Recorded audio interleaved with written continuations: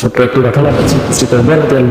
খেলাফতকালে একজন গায়ক গান গাইতো, অশ্লীল ব্যাহাপনা গান গেয়ে মানুষদেরকে তার প্রতি আকৃষ্ট করে মানুষদের থেকে সে স্বর্ণ মুদ্রায় সে হাতিয়ে নিত।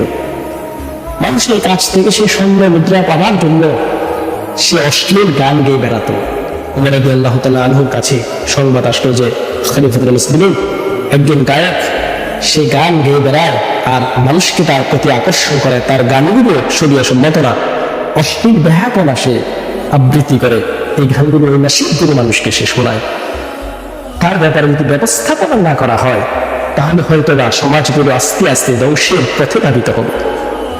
ওমর রাদিয়াল্লাহু আনহু তার ব্যাপারে ইয়া ইবাদিয়াল্লাযীনা আসরাফু আলা আনফুসিহিম লা তাকনাতু মির রাহমাতিল্লাহ ইন্নাল্লাহা ইয়াগফিরুয যুনুবা জামিআ قال رسول الله صلى الله عليه وسلم التائب من الذنب كمن لا ذنب له أو كما قال عليه الصلاة والسلام قال رسول الله صلى الله عليه وسلم طوبى لمن وجد في صحيفته استغفار كثيرا أو كما قال عليه الصلاة والسلام। প্রিয় দিনী ভাই বোন, আমরা কিয়ামতের দিকে যেভাবে ধাবিত হচ্ছি, কিয়ামতের দিকে যেভাবে আমরা অগ্রসর হয়ে যাচ্ছি বা অগ্রসর হচ্ছি, এর চেয়েও আর দ্রুততম গতিতে শয়তান আমাদের কাছে ধাবিত হচ্ছে আমাদের ঈমানকে ধ্বংস করার জন্য। শয়তানের একটাই চাওয়া পাওয়া, ইয়াইদুহুম ওয়া ইউমান্নিহিম ওয়া মা ইয়াইদুহুম শাইতানু ইল্লা গুরুরা। আল্লাহ জানিয়ে দিয়েছেন শয়তান ইয়াইদুহুম তাদের অনুসারীদেরকে ওয়াদা দেয়, ওয়া ইউমান্নিহিম তাদেরকে আশা আকাঙ্ক্ষা জাগিয়ে তোলে, আশা আকাঙ্ক্ষা প্রদান করে। ওয়া মা ইয়াইদুহুম শাইতানু ইল্লা গুরুরা, শয়তানের ওয়াদা অঙ্গীকার আশা আকাঙ্ক্ষা এগুলো ধ্বংস ছাড়া, গুরুর প্রতারণা ছাড়া কিছুই না। আল্লাহ তাআলা এগুলো জানিয়েছেন।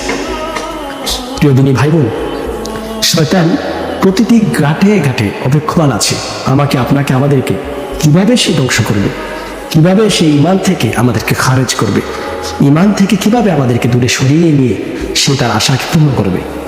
এজন্য আল্লাহ তাআলা আমাদেরকে একটা আমল শিখিয়ে গিয়েছেন, একটা নসিহা আমাদেরকে জানিয়ে দিয়েছেন।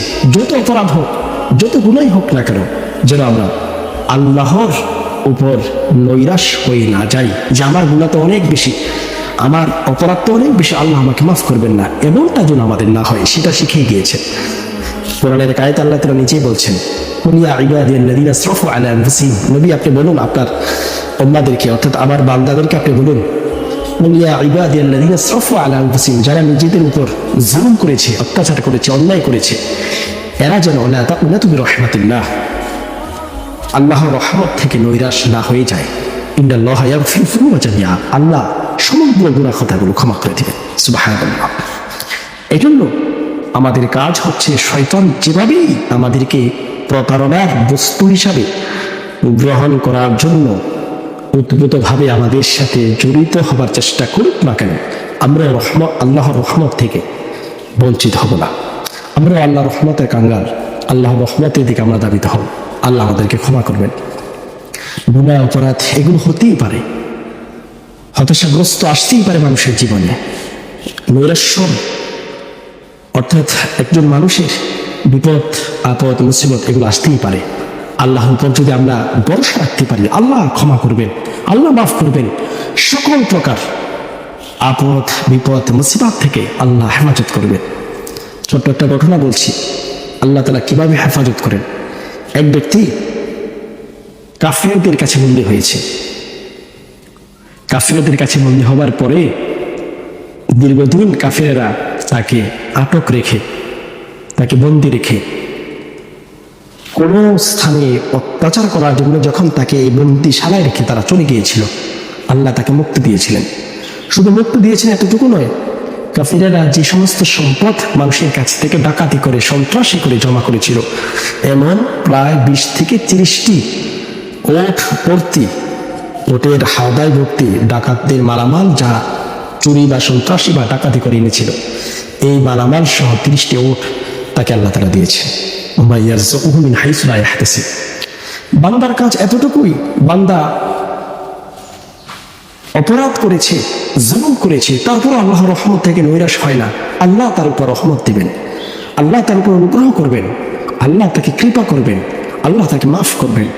কোথা থেকে আল্লাহ তাকে রিজিক দিবেন সে কল্পনা করতে পারেন। যেমন এই ব্যক্তি কল্পনাও করতে পারেনি, সে তো বন্দী ছিল, আল্লাহ বন্দী থেকে তাকে মুক্তি করেছেন, সে মুক্ত হয়েছে।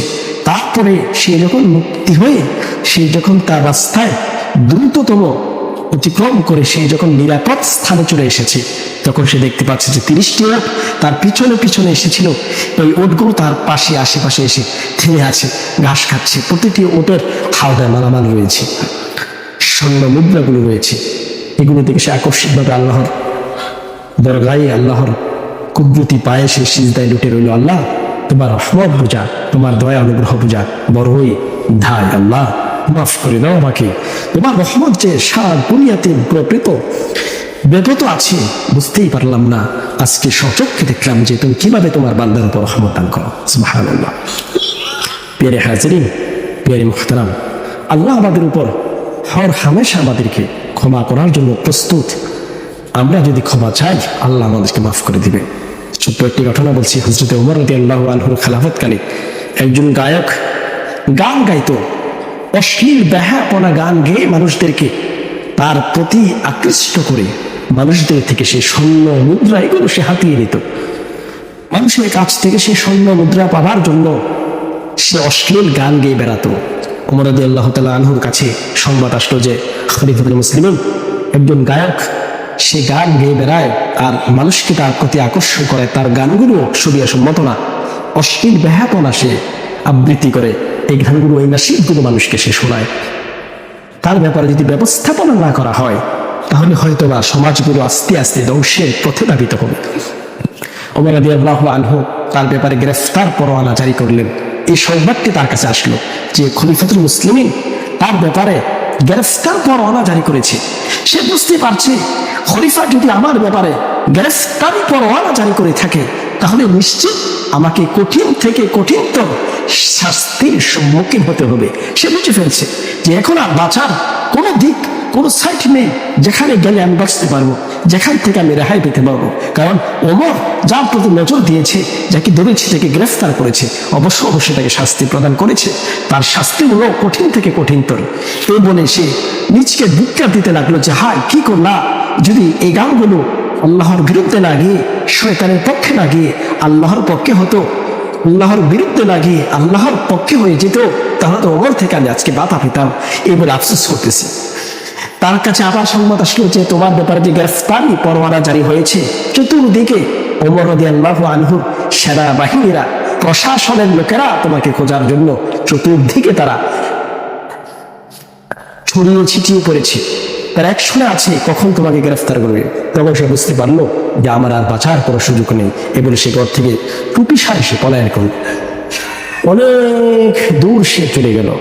অনেক দূর চলে যাওয়ার পরেও তার ভিতরে ভয়টা রয়ে গেল যে হায়, এখান থেকেও যদি ওমর আমাকে ধরে ফেলে আমাকে তো কঠিন থেকে কঠিন শাস্তি দিবে, আমার গর্দান দাবে, আমাকে হত্যা করা হবে, আমাকে তো শেষ করে ফেলবে। এই বলে সে কান্নাকাটি করতে লাগলো। আর সেই কায়মুল বাক্যে সে আল্লাহ তাআলার কাছে ক্ষমা চাইতে লাগলো। একদা সে মসজিদে নববীতে এসে আল্লাহ রাসূলের রওজায়ে আতহারের সামনে এসে কায়মুল বাক্যে সে দোয়া কামনা করতে লাগলো। কাবায় গিয়ে সে হাতিমে কাবার পাশে দোয়া করতে লাগলো। ওমর রাদিয়াল্লাহু তাআলা আনহু কাছে সংবাদ পৌঁছলো যে সে তো আগের অবস্থান থেকে সে ফিরে এসেছে। ওমর রাদিয়াল্লাহু তাআলা আনহু তার ব্যাপারে যে গ্রেফতারি পরোয়ানা জারি ছিল এটাকে আর রদ করলেন না, ফিরিয়ে নিলেন না। একদা সে মসজিদে নববীতে, ওমর রাদিয়াল্লাহু তাআলা আনহু যে মসজিদে শোয়ারত অবস্থায় ছিলেন, মসজিদে নববীর পাশে এসে কান্নাকাটি করতেছেন, আল্লাহ আমাকে মাফ করে দেন, আপনার বান্দা ওমর যদি আমাকে ধরতে পারে, গ্রেফতার করতে পারে, আমাকে তো সে প্রাণনাশ করে ফেলবে। আল্লাহ যা অপরাধ করেছে আমাকে মাফ করে দেন। ওমর রাদিয়াল্লাহু তাআলা আনহু খালি গায়ে মসজিদে নববীতে দুজাহানের বাদশাহ রাসূলুল্লাহ সাল্লাল্লাহু আলাইহি ওয়াসাল্লাম যে মসজিদটা নির্মাণ করেছিলেন, এই মসজিদে নববীতে ওমর রাদিয়াল্লাহু তাআলা আনহু শোয়ারত অবস্থায় আছেন। খলিফাতুল মুসলিমিন, দেশের প্রধান, রাষ্ট্রপ্রধান, খালি গায়ে মসজিদের মধ্যে শুয়ে আছেন। ইসলামের খেলাফতের সোনালী যুগ দেখুন। নিজকে বড় মনে করেন নাই, নিজেকে খুব বড় কবুলিয়াত মনে করেন নাই, নিজেকে একজন খাদেম হিসাবে, দ্বীনের একজন খাদেম হিসাবে নিজেকে সব সময় প্রকাশ করেছিলেন। দুজাহানের বাদশাহ সাইয়েদনা হযরত মুহাম্মদ সাল্লাল্লাহু আলাইহি ওয়াসাল্লামের সাথী বরকতের এই একই হালত সবার মাঝে বিরাজমান ছিল। ওমর রাদিয়াল্লাহু তাআলা আনহু মসজিদে নববীতে ঘুমন্ত অবস্থায় ছিলেন, স্বর্ণত অবস্থায় ছিলেন, আল্লাহ তাআলা স্বপ্ন দেখাচ্ছেন, ওমর তুমি কি করছো? আমার এক বান্দা দেখো ওই জায়গাতে বসে বসে কান্নাকাটি করতেছে, তুমি চাও না গিয়ে বলো যে আল্লাহ তোমাকে মাফ করে দিছে, আমিও তোমাকে মাফ করে দিলাম। সুবহানাল্লাহ। ওমর রাদিয়াল্লাহু তাআলা আনহু এই স্বপ্ন বারবার দেখতেছে, বারবার দেখে আর নিজকে আর থামিয়ে রাখতে পারলেন না। বুঝতে পারলেন যে এই স্বপ্ন শয়তানের পক্ষ থেকে আসতেছে না, এই স্বপ্ন আমার হাদিস নফসের পক্ষ থেকেও আসতেছে না, এই স্বপ্ন তো এই আলহামদুলিল্লাহ আল্লাহ তাআলার পক্ষ থেকে এই হালিমটা, এই স্বপ্নটা আসতেছে। তখন তিনি ঘুম থেকে উঠলেন, উঠে খালি গায়ে ছুটলেন, ছুটে যে স্থানে স্বপ্ন তাকে দেখানো হয়েছে একজন ব্যক্তি কাঁদতেছে, ওই স্থানে গেল, গিয়ে দেখলেন ঠিক একজন ব্যক্তি কাঁদতেছে। আল্লাহ তাআলার কাছে বলতেছে, রোনাজারি করে, আল্লাহ আমাকে মাফ করে দেন, আমাকে মাফ করে দেন, আমাকে মাফ করে দেন, এভাবে রোনাজারি করতেছে। ওমর রাদিয়াল্লাহু তাআলা আনহু বললেন, বাচ্চা হাত নামাও। লোকটি বুঝতে পারলো যে ওমরের আওয়াজ শোনা যায়, এই বুঝে ওমর আমাকে ধরে ফেলছে, অথচ ওমর তাকে ধরার জন্য আসে নাই, গ্রেফতারের জন্য আসে নাই, ওমর তাকে সুসংবাদ দেওয়ার জন্য আসছে। ব্যক্তিটি ওমর রাদিয়াল্লাহু তাআলা আনহুর কথা শুনে, আওয়াজ শুনে সে দ্রুত দৌড়াতে লাগলো। ওমর বলতেছেন, পিছনে পিছনে দৌড় দিও না, তোমার জন্য সুসংবাদ আছে, দাঁড়াও, তোমার জন্য সুসংবাদ আছে। লোকটি দাঁড়ালো, ভয়ে কাঁপতেছে। ওমর রাদিয়াল্লাহু তাআলা আনহু বলল, লোকটিকে বলল কাছে আসো। লোকটি ওই স্থানে যেখানে গিয়ে থেমেছিল ওই স্থানেই সে ভয়ে, সে কম্পনরত অবস্থায় তার শরীর লাফানো শুরু করেছে।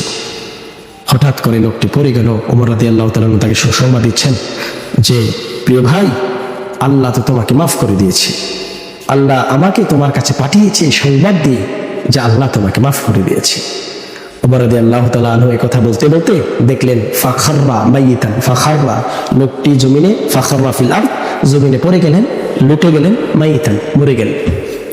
দেখেন তওবা মানুষকে কিভাবে ক্ষমা করিয়ে দেয়, কিভাবে মানুষকে সম্মানিত করে। ওমর রাদিয়াল্লাহু তাআলা আনহুর মাধ্যমে আল্লাহ রাব্বুল আলামিন তার কাছে আল্লাহ যে ক্ষমা করেছেন সেই সংবাদটি পাঠিয়েছে।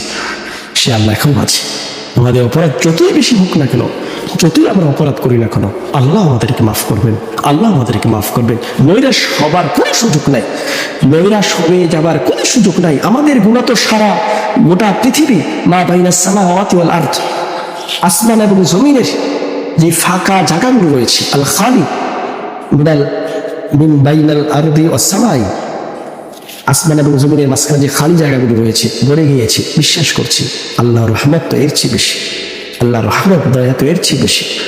আল্লাহর রহমতের কাছে যদি আমরা দাবিত হতে পারি, আল্লাহ তাআলার কাছে যদি সচ্চাভাবে আমরা তাওবা করতে পারি, আল্লাহ মাফ করবেন।